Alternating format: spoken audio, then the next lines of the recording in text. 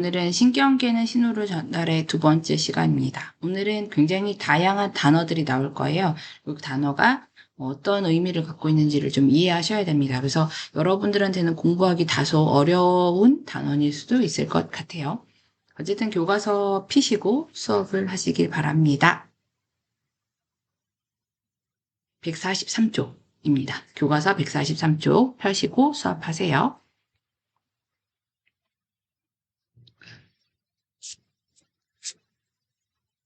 자, 오늘은 여러분들은 지난 시간에 뉴런에 대한 얘기를 했고요. 오늘은 신경계에 대한 내용을 하려고 합니다. 자, 신경계는요, 우리 몸에 이제 독특한 어떤 자극을 받고 자극을 통합해서 명령을 내리고 그것을 이제 전달하는 그런 이제 일을 담당하는 시스템이죠. 이 신경계는요, 우리가 이제 두 가지로 나뉩니다. 하나는 중추신경계. 보통 우리가 알고 있는 뇌라고 하는 것과 그다음에 뇌줄기이죠. 그래서 사실은 우리가 이걸 중요하다고 생각하지 않으나 사실은 굉장히 중요한 중추로서 작용하는 척수. 이 두 가지가 이제 중추신경계로 되어 있고요. 그 다음에 그 중추신경에서 이제 뻗어나와 온몸에 분포하고 온몸을 조절하는 자극을 받아들이기도 하고 자극을 전달하기도 하는 그런 이제 말초신경계로 이루어져 있습니다. 오늘은 그 중에서 중추신경계를 먼저 보도록 할게요. 자, 중추신경계. 그 중에서 여러분들이 가장 잘 알고 있는 것들은 뇌죠. 그죠? 뇌는 사실 또 여러 가지의 또 파트로 나뉘어져 있습니다. 뇌는 일단은 보호가 돼야 되기 때문에 굉장히 말랑말랑하거든요. 그래서 굉장히 보호가 되기 위해서 머리뼈로 쌓여 있어요. 그래서 가장 우리가 쉽게 알 수 있는 뇌의 모습은 락앤락에다 두부 집어넣고 두부가 이제 뇌이라고 생각하는 거죠. 물 채워요. 그런 다음에 락앤락 뚜껑을 딱 닫으면 보호되고 있는 어떤 뇌의 모습을 상상할 수 있을 겁니다. 자, 그 안에 여러 개의 파트가 있는데 5종류의 파트가 있네요. 같이 볼까요? 대뇌라고 하는 부분이 있고요. 소뇌, 그리고 간뇌, 중간뇌, 그리고 연수 이 5가지로 되어 있습니다. 각각을 좀 더 자세하게 봅시다. 대뇌는요, 가장 큰 볼륨을 차지하고 있어요. 가장 크고요.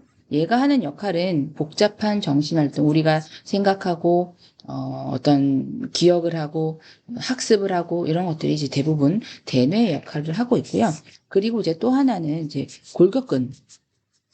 그러니까 우리가 사실 손가락도 움직이고 지금 여러분들이 움직여 보세요. 손가락 움직이고 발가락 움직이고 이 모든 것들이 사실은 대뇌가 조절해서 지금 움직이고 있는 것이죠. 대부분은 그죠? 여러분들이 움직이는 모든 것들을 대뇌가 또 담당을 합니다. 자, 그 다음에 또 하나 뇌가 있는데요. 조금 이제 볼륨이 대뇌보다는 작아서 이제 소뇌인데요. 사실은 생각보다 큽니다. 뒤통수 쪽에 존재하고요. 얘는 이제 근육 운동을 조절하는데 주로 이제 어떤 근육을 조절하느냐? 내 몸의 자세와 균형을 유지하기 위해서 조절해요.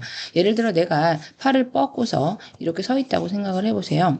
자, 그러면 어쨌든 나는 기우뚱 할 겁니다. 기우뚱 할 때, 그때 내가 나도 모르게 내가 넘어지지 않도록 뭔가 내 자세를 조정하고 있는 걸 느낄 거예요. 그죠? 그래서 그런 것들이 우리 손해가 작용을 합니다. 그래서 얘들은, 그 평형 감각의 중추가 돼요. 평형 감각이 어디서 느꼈나요? 그죠? 그 귀에 있는 반고리관, 전정기관, 그죠? 그래서 귀에 있는 반고리관, 정전기관에서 그 느껴지는 그 평형 감각을 전달하면 그곳이 어디냐? 그 뇌라고 하는 게 그냥 뇌가 아니고 사실은 소뇌가 됩니다. 그 외에는 나머지는 다 대뇌들이었죠. 예를 들어서 우리가 시각 보는 것, 그다음에 뭐 어떤 청각, 그죠? 듣는 것, 아니면 미각이나 후각 그런 것, 아니면 대부분의 이제 피부 감각 이런 것들이 이제 대뇌로 많이 전달되는 면에 따라서 대에 비해서 평형 감각에서의 그 뇌라고 하는 건 이제 소뇌가 되겠습니다. 자, 그 다음에요, 또 다른 뇌가 있어요. 그 뇌가 누구냐면, 미안해요. 간뇌가 있어요. 간뇌는 사이 간자예요. 그래서 안에 있는 요 뇌의 모습이고요. 얘가 하는 역할은 항상성이라고 생각하시면 좋을 것 같아요. 항상성은 다음에 배울 겁니다. 사실 생물을 공부하는 과정에서 되게 중요한 단어이기도 한데요. 항상성은 내 몸을 항상 일정하게 유지하려고 하는 성질이에요. 예를 들어 대표적인 게 체온입니다. 체온은 우리는 항상 36.5도 평형 감각의 중추, 잠깐 제가 끊어갔고요. 제가 뭘 했는지 까먹었네요. 36.5도. 이게 이제 우리 몸에 사실 중요한 수치입니다. 우리 몸은 항상 36.5도여야 돼요. 제가 밖에 나갔는데 밖이 요즘에 한 20도, 오늘은 한 15도쯤 된다 그래요. 밖에 나가면 어때요? 추우니까요. 내 몸은 식어가요. 그러면서 같이 죽어가면 안 되겠죠. 어떻게 해요? 나는 몸을 떨든가, 그죠? 뭔가 열을 내든가. 그래서 어떻게든 36.5도로 맞추려고 합니다. 그죠? 밖에 나갔더니 되게 더워요. 그래서 40대 오늘 나갔더니 내 몸이 익어가네. 그럼 난 죽어요. 그게 아니고 땀을 내든가 뭔가를 해서 다시 36.5도를 맞추려고 합니다. 그래서 외부 환경이 어떻든 간에 나의 몸은 언제나 36.5도여야 되는 거예요.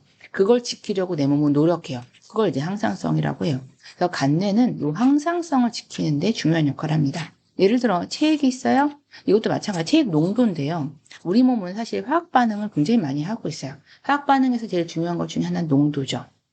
그래서 예를 들어 내가 수박을 너무 많이 먹어서 물을 너무 많이 먹었다. 내 몸이 지금 굉장히 묽다. 그럼 화학 반응 안 일어나거든요. 그래서 어떻게 해요? 오줌을 많이 내보내서 이게 작년에 있었던 배설입니다. 오줌을 많이 내보내서 최대한 어쨌든 체액 농도를 조금 더 높이려고 하겠죠. 만약에 내가 물을 너무 많이 안 먹어서 지금 몸이 짜네요. 그럼 어떻게 해요? 제흡수, 우리 신장에서 그 세뇨간의 제흡수 기억나죠? 그걸 이제 해서 오줌을 안 싸려고 노력을 한단 말이에요. 그래서 내가 체액 농도를 유지하려고 조절하죠. 그래서 그런 것들이 전부 다 이제 간내가 하게 됩니다. 그리고 간내는 사실 호르몬이랑도 굉장히 관련이 또 있어요. 그래서 여기 이제 나중에 배우겠지만 이게 이제 우리가 다음에 호르몬과 관련해서 배울 뇌하수체인데 이건 내분비샘인데 이것도 간뇌에 연결이 되어 있습니다. 자, 그 다음에 또 다른 것이 중간뇌죠. 중간뇌는 이제 밑에 이제 둔덕이 하나, 두 개 있죠. 첫 번째 둔덕 위치에 이제 중간뇌가 있고요. 얘는 안구 운동과 동공의 크기를 조절한다라고 되어 있는데 쉽게 우리가 이제 동공반사라고 하는 동공이 열리고 작아지고 홍채를 조정해서 그런 것들이 다 중간뇌가 이제 담당을 하신다고 보시면 돼요. 그래서 동공반사의 중추가 이제 중간뇌. 되겠습니다. 자, 그 다음에 뇌 아래쪽에 이제 척수와 가까운 이 부분이 연수고요. 연수는 하는 일이 되게 많네요. 자, 그런데 이것도 좀 생각을 해보시면 좋을 텐데 일단은 호흡, 심장, 소화액 이런 것들을 조절한다고 하는데 이것들이 다 뭐냐면요. 근육 운동이에요. 예를 들어 호흡, 근육이죠. 그 횡격막 근육입니다. 심장, 굉장히 쫄깃쫄깃한 근육이에요. 아주 잘 발달한 근육인데 이런 근육들은 사실 내가 생각하지 않아도 대뇌로 조정하지 않아도 알아서 움직이는 것들이에요. 사실 이게 굉장히 고마운 거죠. 여러분 지금 공부하고 있는데 공부하는 와중에 나의 생명을 유지하기 위해서 1분에 70번 심장을 움직인다고 생각해 보세요. 수축, 이완, 수축, 이완, 수축, 이완. 그러면서 동시에 호흡도 해야 되니까요. 우리 횡격막을 올렸다 내렸다 올렸다 내렸다 계속한다고 생각해 보세요. 그럼 저는 공부 못해요. 그죠? 그거를 대뇌에서 조정할 수는 없어요. 그래서 내가 생명을 유지하기 위해 필수적으로 움직여야 되는 근육들, 그런 것들은 연수가 알아서 처리하도록 원하는 겁니다. 밥 먹는데, 아까 밥 먹었어요. 밥 먹는 거, 지금쯤 소화해야 되네? 위를 주물럭주물럭 하자. 라고 내가 의지적으로 생각하면 그거 안 되죠. 그래서 소화 근육을 움직이고, 그리고 소화에, 지금쯤은 위액을 부을 시간, 그죠? 그런 거 내가 대뇌로 조절하는 게 아니에요. 연수가 조정을 해줍니다. 그래서 그런 것들을 이제 연수가 해요. 그래서 간뇌랑 많이 이제 애들이 헷갈려 하는데, 간뇌는 항상 내 몸에서 일정하게 유지해야 되는 항상성을 조정하고, 연수는 내가 움직이지 않아도 되는 이런 것들 보통 이제 수익은 불수익은 나중에 공부를 하실 텐데 그런 것들을 이제 조정하게 됩니다. 그리고요 반사의 중추이기도 한데요. 반사라고 하는 건 다음 시간에 하겠지만 내가 이제 대뇌와 관련 없이 내 몸의 보호를 위해서 내 몸이 즉각적으로 일어나는 굉장히 무의식적으로 일어나는 그런 운동들을 반사라고 그래요. 그 반사 중에서 머리 쪽에서 일어나는 반사들 예를 들어 재채기입니다. 내가 지금 뭔가 잘못 음식이 들어왔어요. 그래서 음식이 기도로 넘어가려고 그래요. 그러면 어떻게 해요? 뱉어내야지. 그럼 반사적으로. 그런 거. 눈물, 누가 머리를 뿌렸어요? 눈이 아파. 눈물을 뿌려야겠어요? 그런 반사. 그죠?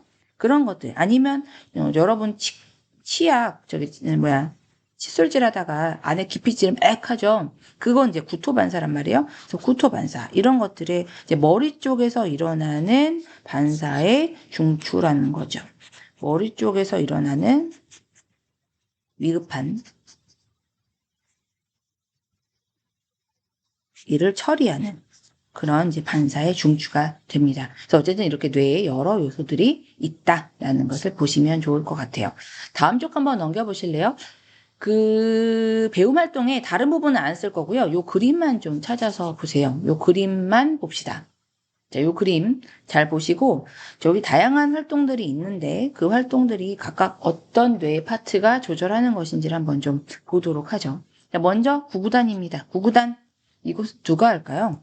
맞아요. 이것은 대뇌에서 하게 됩니다. 대뇌는 이런 복잡한 활동을 하고 있죠. 여러분들에게는 사실 구구단이라는 것이 3, 5, 15 굉장히 뭐랄까 이제 의식적인 활동이나 워낙 많은 훈련을 통해서 거의 반사처럼 나오는 그런 상황이긴 하나요. 그렇게 빠른 활동이라도 어쨌든 간에 여러분들은 대뇌에 의해서 구구단을 인출하고 있는 겁니다. 많이 공부를 해서 인출하는 거죠.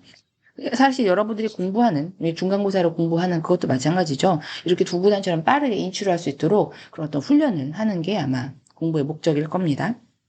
진짜 큰 목적은 그건 아니고요. 진짜 공부의 목적은 여러분들이 이제 좀 더 성장하기 위한 거죠. 중간뇌입니다. 중간뇌는 이 아주머니가 지금 어두운 곳에 계세요. 아마도 빛을 최대한 받아들이기 위해 동공이 확장된 상태일 겁니다. 그것을 관장하는 뇌는 중간뇌가 되겠죠. 지금 동생이 뒤에서 약간 무너지고 있어요. 자세가 지금 떨어질 것 같아요. 이때 이 친구가 자기 자세를 유지하는 이유는 소뇌가 이것을 조정하기 때문인 거죠. 자, 이 어머니인지 아버지인지 누나인지 하여간 이분이 지금 더울 때 땀을 흘려서 체온을 낮추고 있네요. 덥다라는 걸 인식하고 땀을 흘릴 수 있도록 그래서 내 몸을 일정하게 온도는 36.5 항상성을 유지할 수 있는 것은 간뇌의 역할. 이분, 아버지인지 형인지, 이분은 지금 뛰고 계세요. 뛰면서 동시에 심장을 내가 수축했다, 이완했다, 수축했다, 이완했다. 이거 안 됩니다. 이거는 알아서 움직여야 돼요. 연수가 그런 역할을 하게 된다라는 걸 보시면 되겠습니다. 자, 이번엔 척수로 내려옵시다. 중추신경계의 두 번째, 척수입니다. 이 척수는요, 어디에 있느냐라고 하냐면 등뼈, 척추라고 하는 곳에 보관이 되어 있어요. 뇌는 머리뼈에 의해서 보호가 되어 있죠. 척수는 뇌 줄기로 등뼈, 척추라고 하는 곳 안쪽에 들어있어요. 이렇게 들어있고요. 얘들은 어쨌든 간에 뇌 줄기입니다. 그래서 기본적으로 하는 일은 중추인데 일단은 그래도 뇌에서 내린 명령을 받는 기관, 예를 들어 손을 움직인다고 생각했을 때 손이 여기 있잖아요. 그렇죠? 그래서 뇌에서 내린 명령을 척수를 통해서 지나가는 그래서 어떤 반응의 통로의 역할을 하고요. 동시에 뭘 하냐면 얘도 뇌입니다. 그래서 반사, 급하게 일어나는 운동들의 중추가 돼요. 예를 들어서 어떤 것들이 있냐면 여기서 나타나는 반사는 머리 아래에서 일어나는 반사들이죠. 예를 들어서 뭐 뜨거운 물건을 만졌어요. 그러면 내가 이걸 생각해서 손가락을 떼어야지 새끼손가락 떼고 약지손가락 떼고 중지손가락 떼고 이게 아니란 말이에요. 그냥 나는 내가 생각하지도 않고 뜨거 하고 뜹니다. 그것이 이제 회피반사, 뜨거운 것들을 만졌을 때 아니면 따가운 거 만졌을 때 회피반사죠. 이런 것들이 이제 척수를 통해서 일어나는 거예요. 뜨거워. 그런 다음에 바로 척수에서 명령 내려서 손을 떼도록 만드는 거. 또는 다음에 이제 여러분들이 실험을 더 했는데 무릎 반사라고 하는 것이 있어요. 무릎을 땅 쳐주면 무릎이 움직여요. 그래서 그런 반사들 이런 것들의 중추가 척수가 됩니다. 그래서 그 괴담 같지만 머리 자른 상어 헤엄쳐요. 왜냐하면 뇌는 없지만 척수 여전히 중추가 있기 때문인 거죠. 머리 자른 닭이 뛰어다닌다는 괴담이 일리는 있습니다. 척수가 살아있다면 가능할 수도 있겠죠. 그래서 그런 어떤 척수도 중요한 중추의 역할을 한다라는 것을 여러분들이 생각하시면 되겠습니다. 자, 이제는 말초신경계로 갑시다. 말초신경계는요, 이제 중추신경에서 뻗어나온 여러 개의 그물로 되어 있고요. 이 말초신경계는 두 가지가 있어요. 하나는 자극을 받아서, 예를 들어 이제 시각신경처럼 자극을 받아서 중추로 전달하는, 그죠? 그런, 좀 지웠으면 좋겠는데, 뇌로 전달하는 이런 것들. 그 다음에 이제 내가 어떤 반응을, 전달해서 손을 움직이는 이런 두 가지 방향이 있을 것 같아요. 예를 들어 따가워라고 한 피부감각신경을 전달하는 척수 쪽으로 가는 애랑 척수에서 다시 나가서 손을 움직여라고 하는 것들이 있을 거예요. 그래서 이 두 가지를 하나는 감각신경이라고 하고요.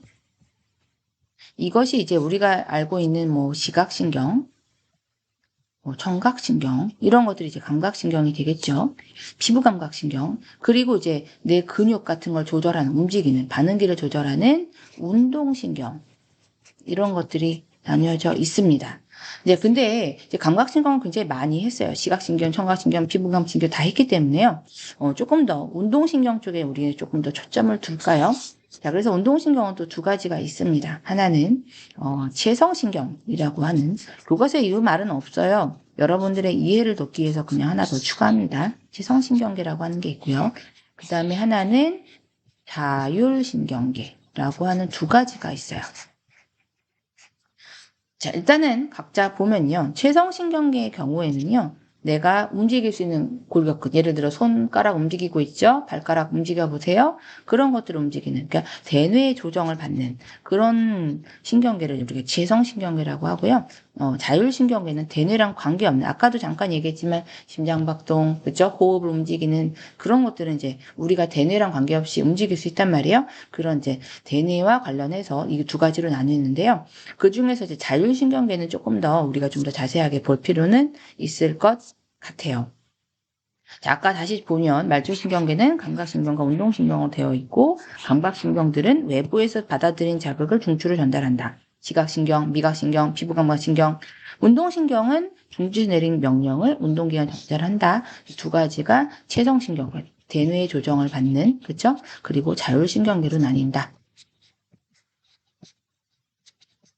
했습니다. 자율신경계만 조금만 자세하게 보죠. 자율신경계는요, 대뇌의 명령을 받지 않는 운동신경들이에요. 그래서 주로 얘들이 이제 하는 것들은 우리가 이제 의지와 관계없이 심장박동, 호흡운동, 아까도 얘기했던 것들, 이런 것들은 알아서 움직일 수 있도록, 자율적으로 움직일 수 있도록 하는 것들입니다. 다만 이런 것들이 사실은 세트로 움직인다는 걸 좀 생각하셔야 돼요. 자율신경은 언제 발송하느냐? 자율신경은 또 두 가지로 나뉘는데 여기다 쓸게요. 여러분들이 조금 더 잘 보일 수 있도록. 자율신경은 또 둘로 나뉘는데요.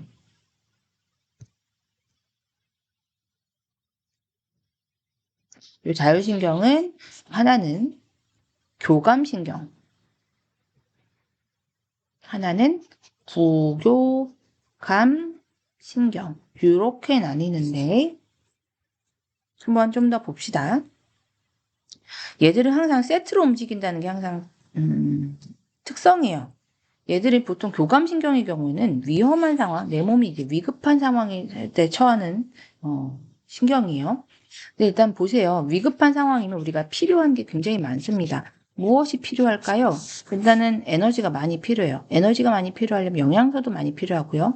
영양소가 필요하려면 영양소가 혈류에 많이 돌아야 되고요. 그러려면 피가 돌으려면 심장이 뛰어야 돼요. 심장박동이 활발해야 그래야 내가 에너지도 얻고 그러니까 충분한 뭔가를 할 수 있단 말이에요. 동시에 영양소만 있으면 뭐예요? 그것을 산소를 가지고 영양소를 호흡시켜야 부셔줘야 그래야 에너지를 얻는 거죠. 그 호흡 운동도 필요해요. 그리고 또 뭐도 해야 되냐면 방광도 움직여줘야 돼요. 예를 들어서 지금 나 급해 죽겠는데 지금 쉬가 마려. 그래서 쉬를 싸버리면 안 되죠. 그래서 방광을 최대한 확장을 시켜야 그렇죠? 그래야 내가 어떻게든 조금 더 덜 위험을 빨리 벗어날 수가 있겠죠. 그리고 또 동공 확장해야 돼요. 왜냐하면 지금 위험하거든요. 조금 환경을 잘 봐야 돼요. 그러니까 동공 확장해야 될 것이고. 그리고 이제 동시에 이제 소화는 조금 억제시켜주는 게 필요해요. 왜냐하면 지금 소화하는데 에너지를 쓰면 안 되거든요. 여러분들이 밥 먹을 때 졸린 이유는 뭐예요? 소화가 하는데 에너지를 많이 쓰기 때문입니다. 지금 급하기 때문에 소화는 잠시 미뤄둬야 돼요. 소화에 관련된 침, 분비 억제해야 되는 거죠. 이게 지금 세트로 일어나요. 이게 자율신경이 세트로 하는 겁니다. 보세요. 만약에 지금 급해 죽겠는데 1차 심장박동, 호흡운동, 촉진, 그 다음에 방광 확장, 징, 동공 확장 4단계, 징, 이렇게 일어나면 나는 위급한 상황 못 이겨냅니다. 위급한 상황이 일어나면 이것들은 세트로 동시다발적으로 일어나야 됩니다. 그래서 이 자발신경의 교감신경이라고 하는 거지. 자율신경 중에서 교감신경이라고 하는 거지. 여기서 굉장히 세트로 움직이는 게 중요한 그런 이유가 되는 거죠. 반대로요. 내가 안정적인 상황이 와요. 그럼 어떻게 해요? 다시 심장박동, 호흡, 이전 상태로 돌아와야 됩니다. 그죠? 예를 들어 심장 다시 원상태, 호흡 원상태. 방광 어때요? 방광 축소해서요. 이제 오줌 마려야 돼. 오줌 싸야죠. 그죠? 동공은 다시 원래 상태로. 그죠? 그 다음에 뭐 소화. 이제는 소화 이제 해야죠. 이제 뱃속에 있는 것들 나머지 소화 촉진, 신분비 촉진, 이런 것들은 같이. 그죠? 이거 지금 내가 이제 다시 돌아와야 되는데 원상태로 이제 내 몸 복구해야 되는데 이거를 순차적으로 한다면 안 되겠죠. 그래서 세트로 일어날 수 있도록 이것을 해주는 것이 자율신경계 중에 누구예요? 무교감신경. 얘들이 그런 것들을 해준다 이겁니다. 자, 그래서 여러분들이 보시면 교감신경이라고 하는 말이 무교감신경이란 말이 있을 거예요. 교감신경은 긴장, 위기 상황에서 이런 것들을 세트로 움직이고 소화 운동을 억제해주고 보교감신경은 반대로 해서 다시 원래 안정된 상태로 되돌려주는 그런 역할을 하게 됩니다. 아까 오토바이가 삑 이게 이제 교감신경. 오토바이 지나가고 나면 비교감신경은 순간적으로 작용하겠죠. 이것은 대뇌랑 관련이 없어요. 내가 생각하지 않아도 자동적으로 일어나는 겁니다. 거기 추론하기 한번 볼까요? 고소공포증 있는 사람 어떤 일이 일어날까? 보시면 어때요? 되게 위험하죠? 교감신경이 작용할 거예요. 동공 커지고 친분비와 억제 이거는 지금 해야 될 일이 아니에요. 심장박동과 호흡은 신내는 그런 역할들을 나타나게 될 겁니다. 자, 배운 내용 정리하겠습니다. 오늘은 굉장히 많은 내용을 배웠어요. 그래서 신경계 전체적인 구조를 다 보았는데 여러분들이 용어를 체계적으로 정리하시고 이해하시는 것들이 필요합니다. 자, 일단 배운 내용 정리하기 볼게요. 1번, 뉴런은 자극을 받아들이는 신경세포체와 가지돌기, 그 다음에 다른 뉴런으로 자극을 전달하는 축삭돌기로 구분이 됩니다. 중추신경계는 뇌와 그리고 척수로 구성이 되어 있고요. 자, 그 다음 감각기관에서 받아들인 자극이 운동기관까지 전달되는 경우 뭐라고 써야 될까요? 저는 이렇게 쓸게요. 감각기관, 그 다음 자극, 그 감각뉴런. 사실 감각뉴런은 어디에 있어요? 이게 이제 감각신경 속에 있습니다. 시각신경, 그죠? 그런 다음에 연합뉴런으로 들어갈 거예요. 연합뉴런이라고 하는 건 뇌나 척수 같은 중추신경계가 전부 다